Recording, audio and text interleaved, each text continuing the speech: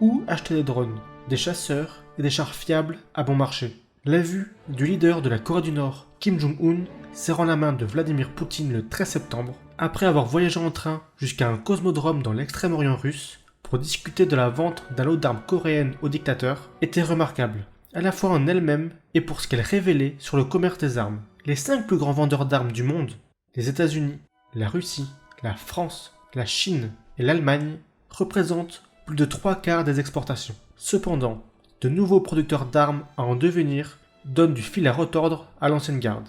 Ils tirent parti des opportunités créées par les changements géopolitiques et eux aussi, ils profitent de l'invasion russe en Ukraine. Aujourd'hui, sur De Facto, nous allons nous intéresser au nouveau marchand d'armes mondial. Les deux Corées. Le voyage de Kim Jong-un en Russie a fait suite à une visite à Pyongyang en juillet par Sergei Shoigu, le ministre de la Défense de la Russie, qui souhaitait voir si la Corée du Nord pouvait fournir du matériel susceptible d'aider les efforts de guerre en difficulté de son pays. La Corée du Nord aimerait trouver des acheteurs pour son équipement militaire, et peu de régimes sont disposés à vendre des armes à la Russie. Jusqu'à présent, la Chine a été dissuadée de fournir autre chose que des puces à double usage. Seul l'Iran a accepté en vendant environ 2400 de ses drones Shahed Kamikaze. La Corée du Nord pourrait fournir une gamme plus large de matériel. En plus des drones et des missiles tels que le KN-23, qui est presque une réplique du missile balistique russe Iskander, elle pourrait proposer des obusiers automoteurs et des systèmes de roquettes de lancement multiples. Selon des sources du renseignement américain, la Corée du Nord livre des obus de 152 mm et des roquettes de type Katyusha à la Russie depuis près d'1 an. La Russie fait des emplettes à Pyongyang et à Téhéran parce que ces deux régimes sont déjà tellement visés par des sanctions internationales qu'ils n'ont rien à perdre et beaucoup à gagner en faisant affaire avec le gouvernement de Poutine. Ils ne sont pas tant un accès du mal qu'un marché des parias. Si l'industrie de l'armement nord-coréenne est stimulée par la guerre en Ukraine, son adversaire du Sud fait encore mieux. Les exportateurs d'armes de la Corée du Sud étaient déjà en plein essor avant le conflit. Au cours des 5 années précédant 2022, le pays est monté à la 9e place dans un classement des vendeurs d'armes établi par l'Institut international de recherche sur la paix de Stockholm, le CIPRI. Le gouvernement ambitionne de faire de la Corée du Sud le 4e exportateur d'armes mondial d'ici 2027. L'année dernière, elle a vendu des armes d'une valeur de 17 milliards de dollars, soit plus du double de ce qu'elle avait vendu en 2021. Près de 14,5 milliards provenaient des ventes à la Pologne. L'ampleur et la portée des accords conclus entre la Corée du Sud et la Pologne, qui se voit comme un pays en première ligne dans la défense de l'Europe contre une Russie revancharde, sont stupéfiantes. L'accord comprend 1000 chars K2 Black Panther, dont 180 ont été rapidement livrés à partir du stock de l'armée, et 820 seront fabriqués sous licence en Pologne. Cela représente plus de chars que ceux en service dans les armées de l'Allemagne, de la France, de la Grande-Bretagne et de l'Italie combinés. Le package comprend également 672 obusiers automoteurs K9 Thunder, 288 lance-roquettes multiples K239 Chumo et 48 avions de chasse de 4ème génération Golden Eagle FA-50 à prix réduit. Le succès de la Corée du Sud dans le secteur de l'armement s'explique par ses coûts compétitifs, la qualité élevée de ses armements et la rapidité de livraison. Ces prix reflètent l'efficacité de la fabrication coréenne. La qualité provient de l'expérience de la Corée dans le travail avec les meilleures armes américaines et de son propre secteur civil de haute technologie. La livraison rapide est possible parce que les Coréens, confrontés à une menace majeure le long de la frontière nord, disposent de grosses lignes de production efficaces qui peuvent également s'accélérer rapidement. Simon Weisman, chercheur au programme de transfert d'armes du CIPRI, affirme que le soutien sans réserve du gouvernement et des accords de crédit attrayants sont également essentiels au succès de la Corée du Sud. Les clients asiatiques apprécient le fait qu'elle entretient des liens étroits avec les États-Unis sans être les États-Unis, souvent perçus comme un allié peu fiable. Cela pourrait également aider la Corée du Sud à conclure un contrat de 45 milliards de dollars pour renouveler la flotte vieillissante de sous-marins du Canada. Les questions pour l'avenir incluent jusqu'où la Corée du Sud ira dans le transfert des technologies à ses clients. Une question cruciale pour la Pologne, qui se voit comme un partenaire exportateur de la Corée du Sud, en concurrence avec l'Allemagne et la France sur les marchés européens. La Turquie. Si la Corée du Sud est le leader incontesté parmi les exportateurs émergents d'armes, la deuxième place revient à la Turquie. Depuis que le parti AK est arrivé au pouvoir en 2002, il a investi massivement dans son industrie de la défense. L'objectif d'atteindre une quasi-autarcie dans la production d'armes est devenu plus pressant face aux sanctions américaines et européennes. Ces dernières ayant été imposées en 2019 après que la Turquie, membre de l'OTAN, a acheté des missiles sol-air russes S-400. Selon le CIPRI, entre 2018 et 2022, les exportations d'armes de la Turquie ont augmenté de 69% par rapport à la période précédente de 5 ans, et sa part du marché mondial de l'armement a doublé. Selon un rapport de juillet, la valeur de ces exportations de défense et d'aérospatiale a augmenté de 38% en 2022 par rapport à l'année précédente, atteignant 4,4 milliards de dollars. L'objectif pour cette année est de 6 milliards de dollars. Le Pakistan reçoit des sous-marins modernisés de la Turquie, et le dernier des 4 corvettes vendus par la Turquie à la marine pakistanaise a été lancé le mois dernier. D'autres ventes à d'autres pays sont probables, à la fois parce que les navires turcs sont compétitifs en termes de prix et parce que la Turquie n'a pas de scrupules quant à ses clients potentiels.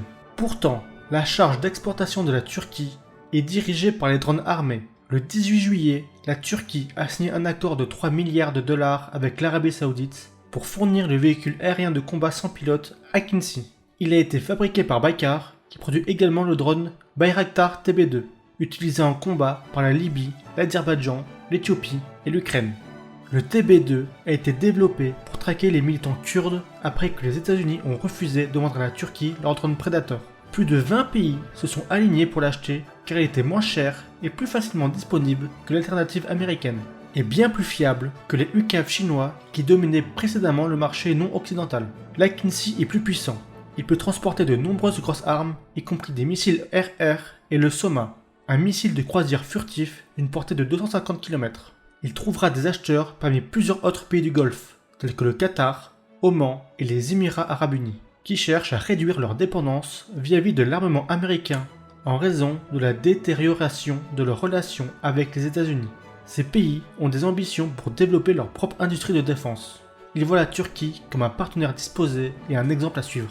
Les ambitions de la Turquie sont illustrées par ce qui se prépare ailleurs. Son nouveau navire amiral, l'Anadolu, est un navire d'assaut amphibie et porte-avions léger de 25 000 tonnes qui transportera des drones. On dit qu'au moins un pays du Golfe est en discussion pour acheter un navire similaire. Le chasseur de 5e génération de la Turquie, le Khan, dans laquelle le Pakistan et l'Azerbaïdjan sont partenaires, devrait effectuer son premier vol d'ici la fin de l'année, développé avec l'aide de BAE Systems et Rolls-Royce au Royaume-Uni. Le Khan pourrait être considéré comme une réponse à l'exclusion de la Turquie du programme partenaire F-35.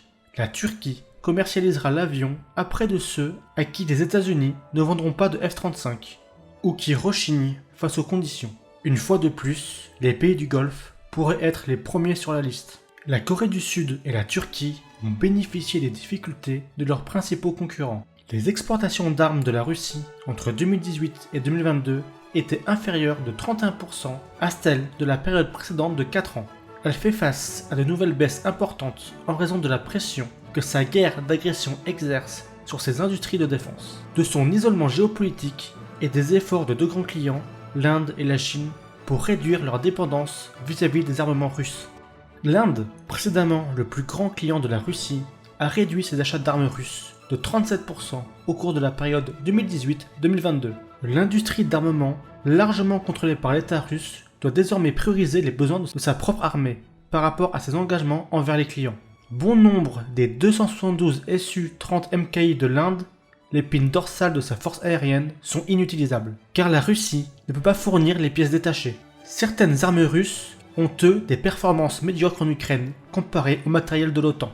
Et les sanctions contre la Russie limitent le commerce de choses telles que les microprocesseurs, les roulements à billes, les machines-outils et les systèmes optiques, ce qui entravera la capacité de la Russie à vendre des avions de combat. Plus la guerre en Ukraine perdure, plus la Russie aura du mal à retrouver sa position sur le marché mondial de l'armement. La Chine. En ce qui concerne la Chine, plus de la moitié de ses exportations d'armes au cours de la période 2018-2022 sont allées à un seul pays, le Pakistan, qu'elle considère comme un allié contre l'Inde. Selon le CIPRI, près de 80% des besoins majeurs en armement du Pakistan sont satisfaits par la Chine. Cela inclut des avions de combat, des missiles, des frégates et des sous-marins. Pékin ne s'intéresse pas aux antécédents en matière de droits de l'homme de ses clients, à la manière dont il prévoit d'utiliser ce que la Chine envoie ou s'ils sont sous sanctions occidentales. Cependant, l'industrie d'armement chinoise rencontre également des problèmes. Le premier défi est que la Chine ait cherché à dominer le marché des drones militaires il y a une décennie. Ses clients en ont eu assez de la mauvaise qualité et d'un support encore pire, ouvrant la voie à la Turquie. Un autre défi est que, hormis un accord de sous-marin hypothétique avec la Thaïlande et un ensemble d'armes pour la Birmanie, les autres pays d'Asie du Sud-Est en ont assez du comportement intimidant de la Chine.